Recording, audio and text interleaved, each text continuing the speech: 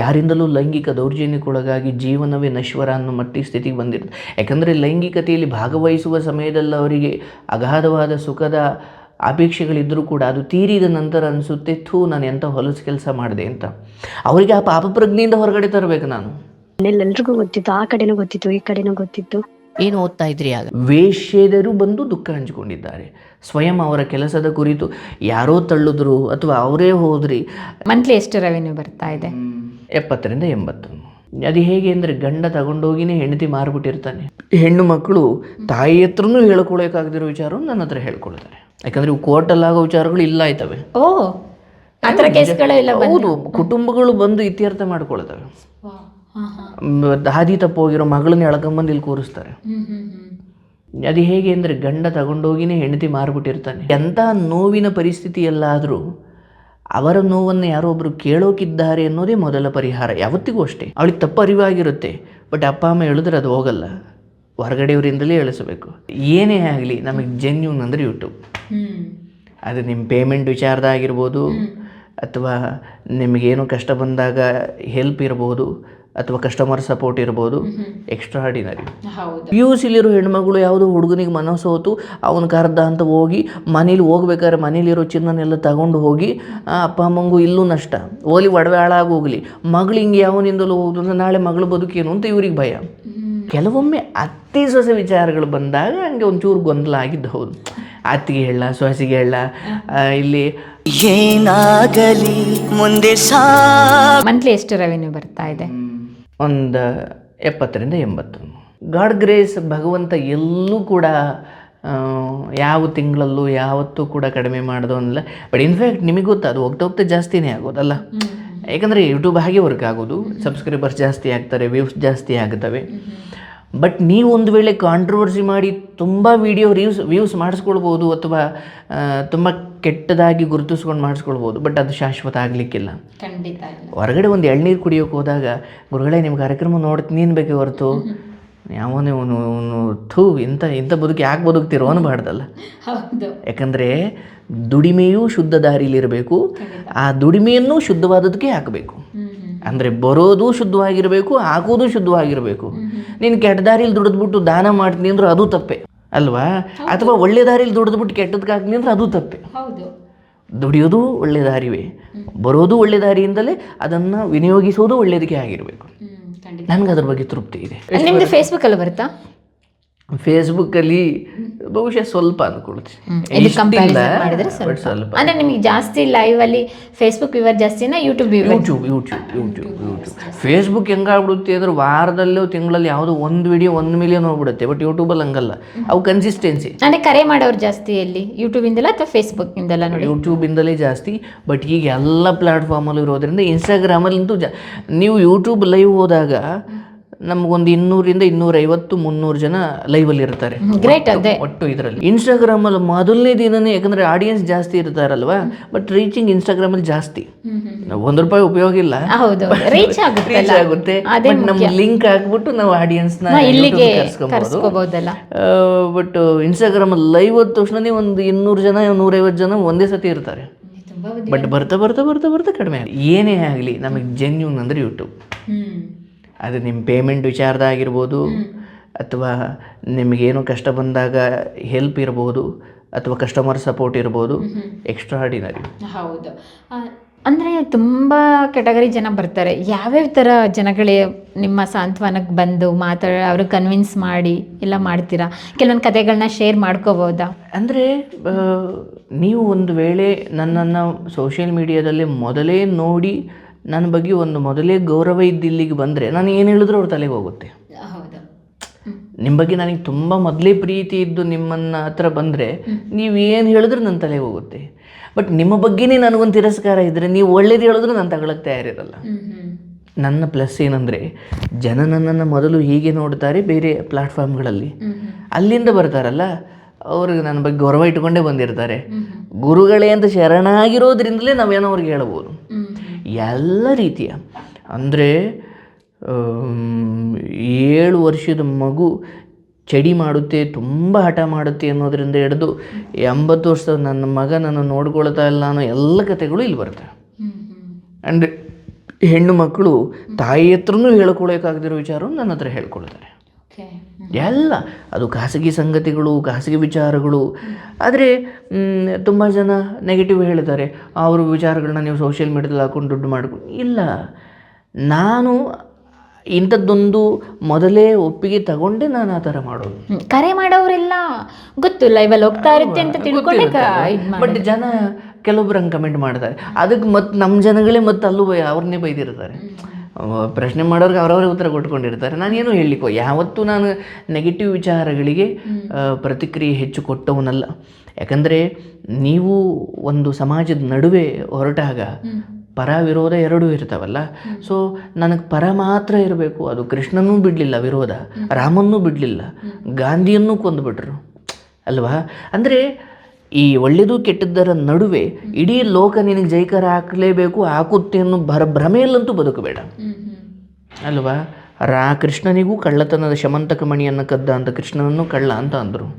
So ಹಾಗಾಗಿ ನನಗೆ ಮೊದಲೇ ಒಂದು ತಯಾರಿ ಇದೆ ಮಾನಸಿಕವಾಗಿ. ನಾನು ನಿಭಾಯಿಸ್ತಿರೋದೇ ಸೂಕ್ಷ್ಮ ಸಂಗತಿಗಳು. ಯಾಕಂದರೆ ಇವು ಕೋರ್ಟಲ್ಲಾಗೋ ವಿಚಾರಗಳು ಇಲ್ಲ ಆಯ್ತವೆ. ಹೌದು, ಕುಟುಂಬಗಳು ಬಂದು ಇತ್ಯರ್ಥ ಮಾಡ್ಕೊಳ್ತವೆ. ಹಾದಿ ತಪ್ಪೋಗಿರೋ ಮಗಳನ್ನ ಎಳ್ಕೊಂಬಂದು ಇಲ್ಲಿ ಕೂರಿಸ್ತಾರೆ, ಕರ್ಕೊ ಬರ್ತಾ ಇದ್ದಾರೆ. ಹೌದು, ಅದು ಯಾವ ರೇಂಜ್ಗೆ ಅಂದರೆ ಅವನ ಜೊತೆ ಹೊರಟೋಗಿ ಎಲ್ಲೋ ರೂಮಲ್ಲಿ ಇದ್ದು ಬಂದು ಎಳ್ಕೊಂಬಂದು ಇಲ್ಲಿ ಕುಂಡಿಸ್ತಾರೆ.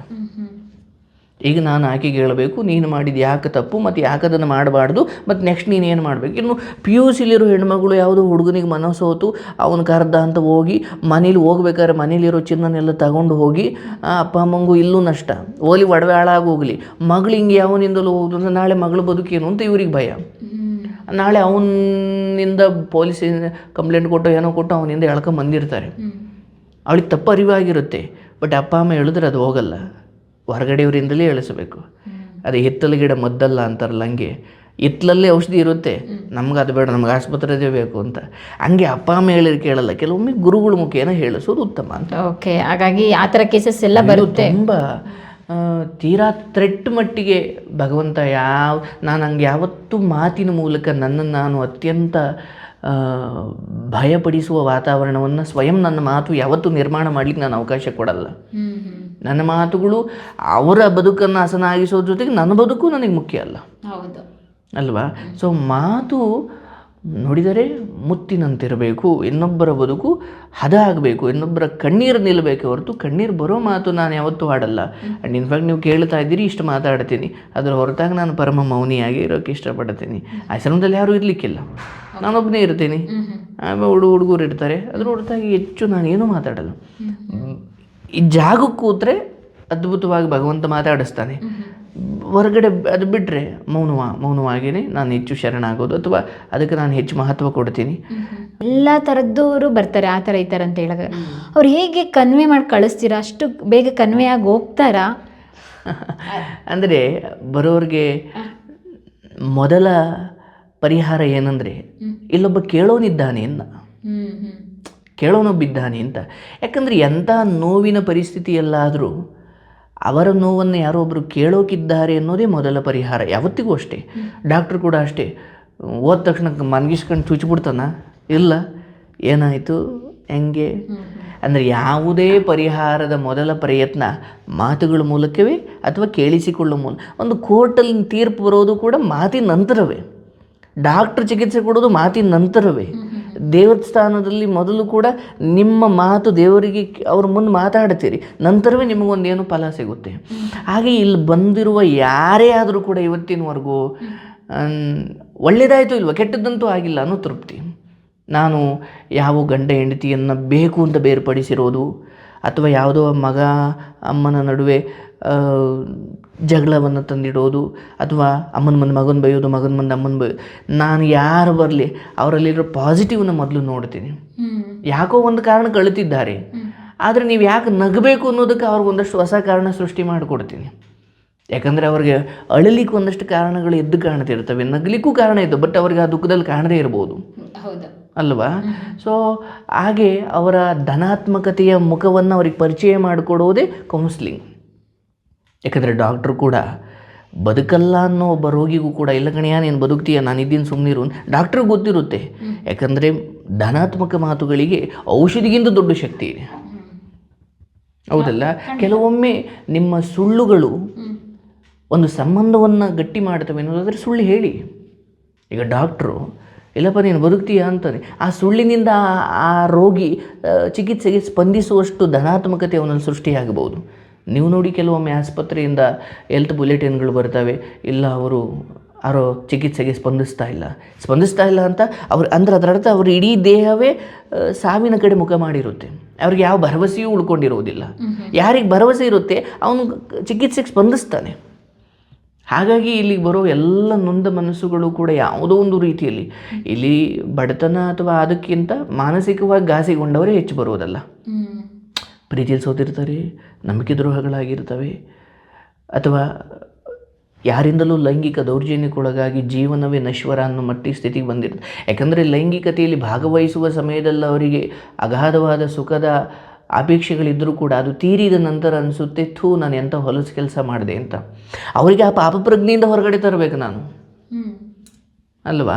ಸೊ ಹೀಗೆ ಒಬ್ಬೊಬ್ಬರ ಸಮಸ್ಯೆಗಳು ಬೇರೆ ಬೇರೆ ಇರ್ತವೆ. ನೀವು ನಂಬಿ ನಾನು ಅಲ್ಲಿ ಕೂತ್ಕೊಳ್ಳೋಕೆ ಮುಂಚೆ ಅವರು ಏನು ಹೇಳೋದಕ್ಕೆ ಬಂದಿದ್ದಾರೆ ಅನ್ನೋದು ನನಗೆ ಗೊತ್ತಿರಲ್ಲ, ಮತ್ತು ನಾನೇನು ಹೇಳಬೇಕು ಅನ್ನೋದು ನನಗೆ ಗೊತ್ತಿರಲ್ಲ. ನೀವೀಗ ಪ್ರಶ್ನೆ ಕೇಳ್ತೀರಿ, ಅದಕ್ಕೆ ನಾನೇನೋ ಉತ್ತರ ಹೇಳಬೇಕು. ಅದು ಯಾವಾಗ ಸಾಧ್ಯ? ಪ್ರೆಸೆನ್ಸ್ ಆಫ್ ಮೈಂಡ್ ಇರಬೇಕು. ಮತ್ತು ಅದನ್ನು ಅವ್ರ ಕಷ್ಟ ಅಲ್ಲ, ಅದು ನನ್ನ ಕಷ್ಟ ಅಂತ ಭಾವಿಸಿದಾಗ ಉತ್ತರ ನಿಮ್ಮಲ್ಲೇ ಬರ್ತವೆ. ಅವ್ರದ್ದು ಅಂದಾಗ ನಾನು ನಾಟಕೀಯವಾಗಿ ಏನೋ ಹೇಳಿ ಕಳಿಸ್ಬೇಕಷ್ಟೆ. ನಾನು ಅವರನ್ನು ಬಂದ ತಕ್ಷಣ ಕಷ್ಟ ಕೇಳಲ್ಲ, ಏನಯ್ಯ ಹೆಂಗಿದೆಯಾ ಅಂತ ಮಾತಾಡಿಕೊಂಡು ಕೆಳಗಡೆ ಕರ್ಕೊಂಡೋಗಿ ಸಾಧ್ಯವಾದ ಊಟ ಮಾಡಿಸಿ ಮೊದಲು ಅವ್ರ ಹಂತಕ್ಕೆ ನೀನು ಇಳಿಬೇಕು. ನಾನು ದೊಡ್ಡ ಮನುಷ್ಯ ಅಂತ ಇದ್ದರೆ ಅವ್ರ ಕತೆ ಹೇಳೋಕ್ಕೆ ತಯಾರಿರಲ್ಲ. ಈಗ ವೀಕೆಂಡ್ ವಿತ್ ರಮೇಶ್ ಟೈಮಲ್ಲಿ ನನಗೆ ಯಾವಾಗಲೂ ಅನಿಸೋದು, ಆ ರಮೇಶ್ ಸರ್ ಮುಂದೆ ದೊಡ್ಡವರೆಲ್ಲ ಅವ್ರ ಕತೆ ಹೇಳ್ಕೊಳ್ಬೇಕಂದ್ರೆ ರಮೇಶ್ ಸರ್ ನಮ್ಮವರು ಅನ್ನೋ ಭಾವನೆ ಈ ಕೂತಿರೋರಿಗೆ ಬರಬೇಕು. ಹಾಗೆ ನಾನು ಬಂದಿರೋ ಆ ಜನಗಳಿಗೆ ಮೊದಲು ಅವ್ರು ರೈತ ಆಗಿದ್ದರೆ ಅವರ ಹಂತಕ್ಕೆ ನಾನು ಹೇಳಿದ್ದೀನಿ. ರೈತರು ಬರ್ತಾರೆ? ಅವರೇ ಖಂಡಿತ ರೈತರು. ಅವರು ಕೆಲಸ ಮಾಡೋ ಸಮಯದಲ್ಲಿ ನಿಮ್ಮ ಫೋನ್, ನಿಮ್ಮ ವಿಡಿಯೋ ಹಾಕೊಂಡು, ಯಾಕಂದರೆ ನನ್ನ ಕಾರ್ಯಕ್ರಮ ನೋಡೋದಲ್ಲ, ಕೇಳೋದು.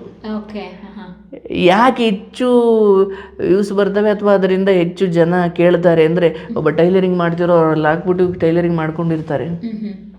ನಾನೇ ಯಾವುದೋ ಒಂದು ಅಂಗಡಿಗಳಿಗೆ ಏನು ವಾಟರ್ ಬಾಟ್ ತಗೊಳ್ಳೋ ಹೋಗ್ರೆ ನನ್ನ ಕಾರ್ಯಕ್ರಮ ಅಲ್ಲಿ ಓಡ್ತಾ ಇರುತ್ತೆ, ಅವ್ರು ಕೇಳಿಸ್ಕೊಳ್ತಿರ್ತಾರೆ ಅಷ್ಟೇ, ಅದು ನೋಡೋದೇನಿಲ್ವಲ್ಲ ಅಲ್ಲಿ. ಹಾಗಾಗಿ ನಮಗೆ ನೀವು ಸುಮ್ಮನೆ ಒಂದು ಕಾರ್ಯಕ್ರಮದ ಕೆಲವು ಕ್ಲಿಪ್ಗಳನ್ನು ತೆಗೆದು ನೋಡಿದ್ರೆ ಆರಂಭ ಮತ್ತು ಎಂಡು ಅವರು ಮೊದಲು ಅದರಿಂದ ನಮಗಾಗಿರೋ ಉಪಯೋಗವನ್ನು ಹೇಳದೆ ಅವ್ರ ದುಃಖವನ್ನು ಹೇಳ್ಕೊಳ್ಳಲ್ಲ. ನಿಮ್ಮಿಂದ ನಾನು ಬದುಕಿದ್ದೀನಿ, ನಾನು ಇಂಥ ದುಃಖದಲ್ಲಿದ್ದೆ, ಆ ಹೆಣ್ಮಗಳ ಜೊತೆ ನೀವು ಮಾತಾಡಿದ್ರಲ್ಲ ಅದನ್ನು ಕೇಳಿ ನನಗೆ ಒಂದು ನೆಮ್ಮದಿ ಸಿಕ್ಕಿದೆ, ನನಗೂ ದಾರಿ ಕಾಣುತ್ತೇನೋ ಅಂತ ಬಂದಿದ್ದೀನಿ. ಮೊದಲು ಕೃತಜ್ಞತೆ ಸಲ್ಲಿಸಿ ಆನಂತರ ವಿಷಯಕ್ಕೆ ಬರ್ತಾರೆ. ಮತ್ತು ಇಡಬೇಕಾದ್ರೂ ಮತ್ತು ಕೃತಜ್ಞತೆ ಸಲ್ಲಿಸಿ ಇಡ್ತಾರೆ. ಕಷ್ಟದ ನಡುವೆಯೂ ಕೃತಜ್ಞತೆ ಸಲ್ಲಿಸೋದಿದೆಯಲ್ಲ, ಇದು ಮನುಷ್ಯತ್ವದ ತುತ್ತ ತುದಿ. ಕಷ್ಟ ಬರುತ್ತೆ ಹೋಗುತ್ತೆ ಅಲ್ವಾ? ಹಾಗಾಗಿ ಅಂಥ ಜನರೇ ನನ್ನ ಸಂಪರ್ಕಕ್ಕೆ ಬರ್ತಾರೆ. ವೇಶ್ಯೆಯರು ಬಂದು ದುಃಖ ಹಂಚಿಕೊಂಡಿದ್ದಾರೆ. ಸ್ವಯಂ ಅವರ ಕೆಲಸದ ಕುರಿತು ಯಾರೋ ತಳ್ಳಿದ್ರು ಅಥವಾ ಅವರೇ ಹೋದ್ರಿ, ನನಗೆ ಜನ ಅದ್ರ ಬಗ್ಗೆ ಕಾರ್ಯಕ್ರಮದಲ್ಲಿ ನೇರವಾಗಿ ನೋಡಿದ್ದಾರೆ. ನನಗೆ ಗೊತ್ತಿರೋ ಹಾಗೆ 8-10 ಜನ ಆ ವೇಶ್ಯಾವೃತ್ತಿಯಲ್ಲಿ ಬದುಕಿ ಬಂದವರು ಈಗ ಬದಲಾಗಿ ಜೀವನ ಮಾಡ್ತಿರೋರು ಮಾತಾಡ್ತಾರೆ. ಅದು ಹೇಗೆ ಅಂದರೆ, ಗಂಡ ತಗೊಂಡೋಗಿನೇ ಹೆಂಡತಿ ಮಾರ್ಬಿಟ್ಟಿರ್ತಾನೆ, ಅಲ್ಲಿಗೆ ಬಂದ ಯಾವುದೋ ಒಬ್ಬ ಚಪಲ ವ್ಯಕ್ತಿಯ ಸಹಾಯ ತಗೊಂಡು ಆಚೆ ಬಂದಿರ್ತಾಳೆ. ನೀನು ಕರೆದಾಗ ನಾನು ಬರ್ತೀನಿ, ನನ್ನನ್ನು ಇಲ್ಲಿಂದ ಆಚೆ ಕರ್ಕೊಂಡು ಹೋಗು ಅಂತ ಹೇಳಿ ನೆಪ ಮಾಡ್ಕೊಂಡು ಬಂದಿರ್ತಾಳೆ. ಆಮೇಲೆ ಅವಳು ತಪ್ಪಿಸ್ಕೊಂಡಿರ್ತಾಳೆ. ಇಂಥ ಹೆಣ್ಣುಮಗಳ ಕಥೆ ಇದೆ.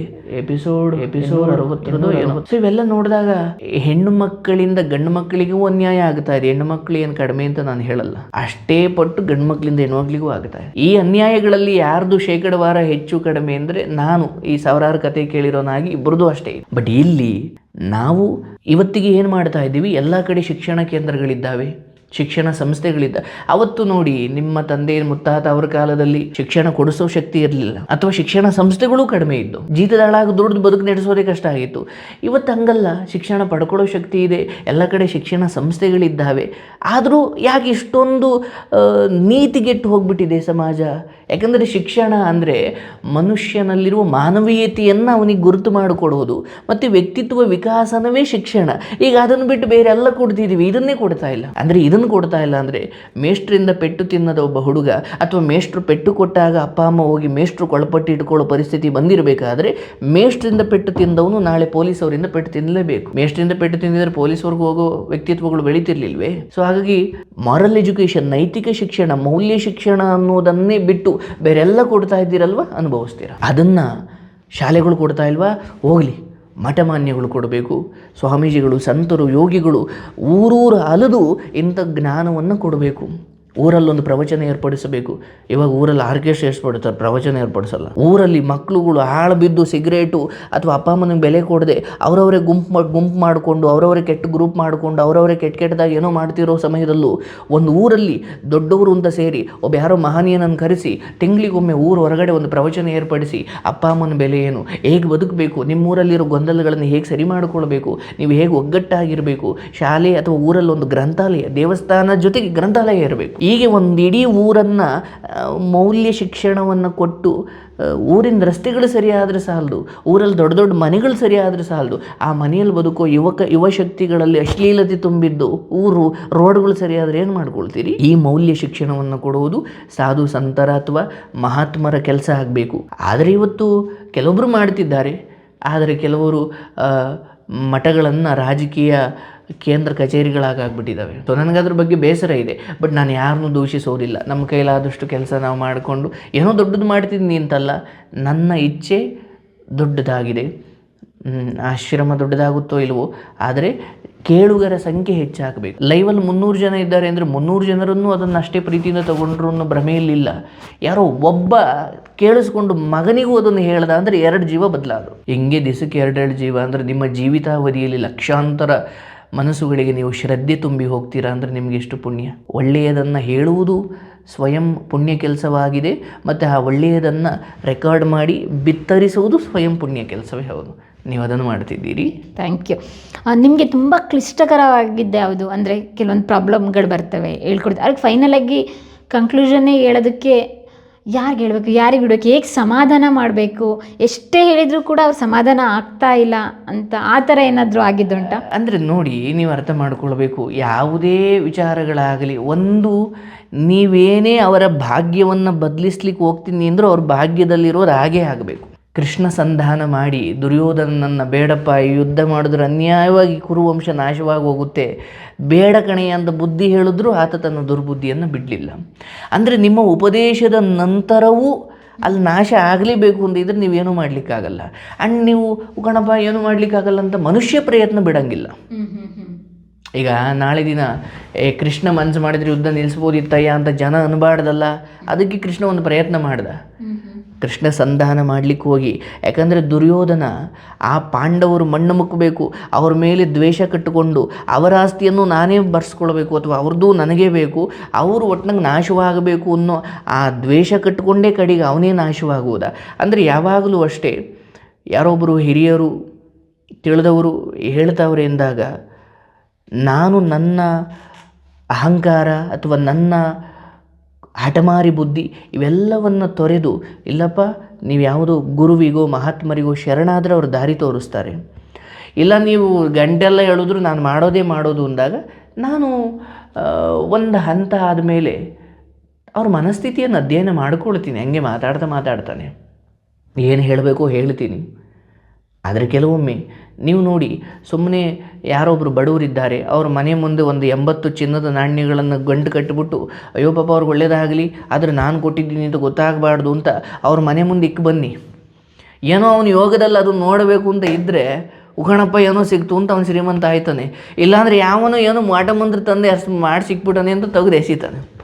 ನೀವು ಅವನ ಭಾಗ್ಯದಲ್ಲಿ ಇಂಟರ್ಫಿಯರ್ ಆಗಿ ಅವನನ್ನು ಅದ್ಭುತ ಮಾಡಬೇಕು ಅಂತ ಹೋದರೂ ವಿಧಿ ನಿಯಮಕ್ಕೆ ನೀವೇನು ಮಾಡಲಿಕ್ಕಾಗಲ್ಲ. ಹಾಗೆ ಕೆಲವೊಮ್ಮೆ ಅತ್ತೆ ಸೊಸೆ ವಿಚಾರಗಳು ಬಂದಾಗ ಹಂಗೆ ಒಂಚೂರು ಗೊಂದಲ ಆಗಿದ್ದು ಹೌದು.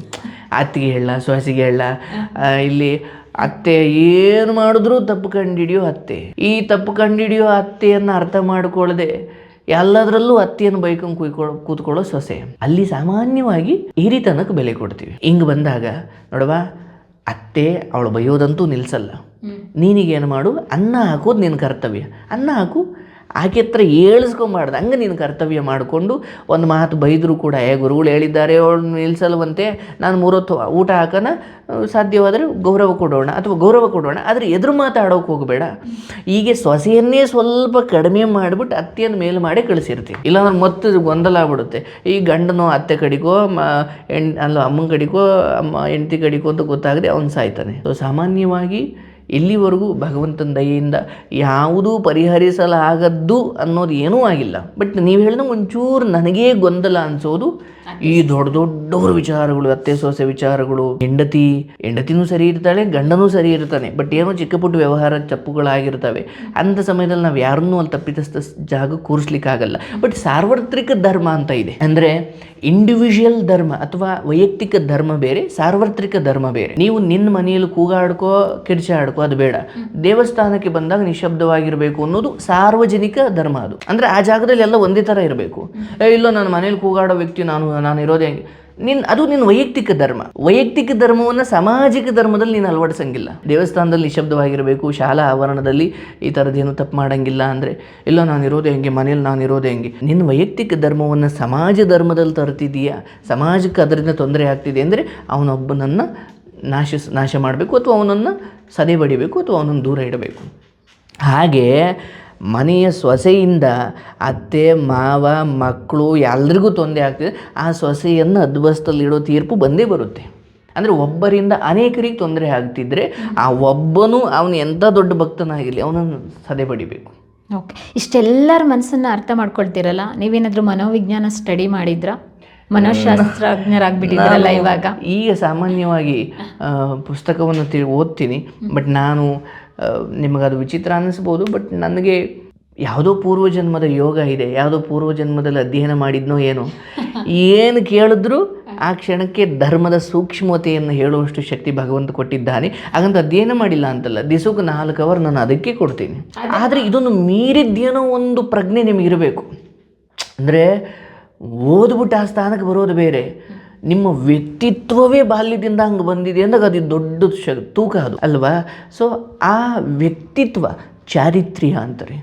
ಶುದ್ಧ ಚಾರಿತ್ರ್ಯ ತಪಶಕ್ತಿಗಿಂತ, ಅಂದರೆ ಸತ್ಯದ ವ್ಯಕ್ತಿತ್ವ ಇದೆಯಲ್ಲ, ಸತ್ಯಕ್ಕಿಂತ ದೊಡ್ಡ ತಪಸ್ಸಿಲ್ಲ, ದಾನ ಧರ್ಮಕ್ಕಿಂತ ದೊಡ್ಡ ಸ್ನೇಹಿತನಿಲ್ಲ ಅಲ್ವಾ. ವಿದ್ಯೆಗಿಂತ ಕಣ್ಣಿಲ್ಲ, ಕಣ್ಣಿದ್ದವನಿಗೆ ವಿದ್ಯೆ ಇದ್ದರೆ ಸಾಕು, ಕಣ್ಣೇನು ಬೇಕಿಲ್ಲ. ಆದರೆ ಕಣ್ಣಿದ್ದು ವಿದ್ಯೆ ಇಲ್ಲ ಅಂದರೆ ಕಣ್ಣು ಪ್ರಯೋಜನ ಇಲ್ಲ ಅಂತ. ವಿದ್ಯೆಗಿಂತ ಕಣ್ಣಿಲ್ಲ. ಸತ್ಯ ಹೇಳುವವನು ತಪಸ್ಸು ಮಾಡೋದೇ ಬೇಡ, ಅವನ ಸತ್ಯವೇ ದೊಡ್ಡ ತಪಸ್ಸು. ಶುದ್ಧ ಚಾರಿತ್ರ್ಯ ಅಂದರೆ ಕ್ಯಾರೆಕ್ಟರ್ ಶುದ್ಧ ಆಗಿರೋದಿದೆಯಲ್ಲ, ಅದಕ್ಕಿಂತ ಯಾವ ದೊಡ್ಡ ವರವೂ ಬೇಕಾಗಿಲ್ಲ. ಶುದ್ಧ ವ್ಯಕ್ತಿತ್ವದವನು ಮಾತ್ರ ಲೋಕದಲ್ಲಿ ಅಂತಿಮವಾಗಿ ಮಹಾತ್ಮನಾಗ್ತಾನೆ ಹೊರತು ನೀವೇನೇ ದುಡ್ಡು ಕೊಟ್ಟು ಮಹಾತ್ಮ ಆಗ್ಲಿಕ್ಕೆ ಆಗಲ್ಲ. ಪ್ರಿಯ ವೀಕ್ಷಕರೇ, ನಾವು ತೋರಿಸುತ್ತಿರುವ ಇತಿಹಾಸದ ಕಥೆಗಳು ಕನ್ನಡದ ಕಲೆ, ಸಾಹಿತ್ಯ, ಸಂಸ್ಕೃತಿ, ಜನಜೀವನ, ಇತಿಹಾಸ ಸೃಷ್ಟಿಸಿದ ಜನಸಾಮಾನ್ಯರ ಅಸಾಮಾನ್ಯ ಕಥೆಗಳು ನಿಮಗೆ ಇಷ್ಟ ಆಗಿದ್ಯಾ? ಹಾಗಿದ್ರೆ ವಿಡಿಯೋ ನೋಡಿ ಸುಮ್ಮನಾಗ್ಬೇಡಿ, ಶೇರ್ ಮಾಡಿ, ಸಪೋರ್ಟ್ ಮಾಡಿ, ನಮ್ಮೊಂದಿಗೆ ಜೊತೆಯಾಗಿ. ಇದು ನೀವೇ ಬೆಳೆಸಿದ ನಿಮ್ಮ ನೆಚ್ಚಿನ ಡಿಜಿಟಲ್ ಮಾಧ್ಯಮ. ಇನ್ಮುಂದೆ ನಿಮಗಾಗಿ ಇನ್ನಷ್ಟು ವಿನೂತನ ಶೈಲಿಯಲ್ಲಿ ಬರಲಿದೆ. ನೈತಿಕ ಬೆಂಬಲದ ಜೊತೆಗೆ ಆರ್ಥಿಕ ಬೆಂಬಲ ನೀಡಿ. ನಿಮ್ಮ ಬೆಂಬಲವೇ ನಮಗೆ ಪ್ರೇರಣೆ, ಸ್ಫೂರ್ತಿ ಕೂಡ. ನಿಮ್ಮ ಬೆಂಬಲದೊಂದಿಗೆ ನಮ್ಮ ಪಯಣ ಮುಂದುವರಿಯುತ್ತಿದೆ. ಸಾಮಾಜಿಕ ಬದಲಾವಣೆಗೆ ಜೊತೆಯಾಗಿ ನಮ್ಮ ಮುಂದಿನ ಪೀಳಿಗೆಗೆ ಕರ್ನಾಟಕದ ಇತಿಹಾಸ ಉಳಿಸೋಣ.